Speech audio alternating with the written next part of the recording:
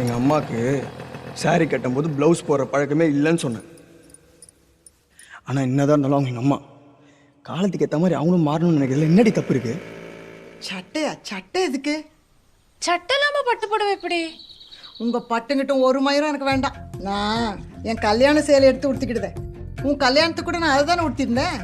ஏன் அப்ப நான் பார்க்க அழகா கோயில் சேலை மாதிரி இல்லையோ?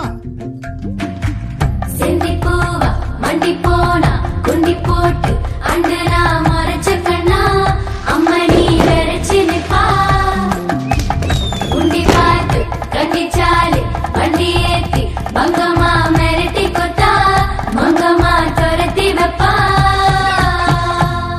எல்லாரும் கேட்டுக்குங்க, இந்த வீட்டுல என்ன கேட்காம எதுவும் நடக்க கூடாது.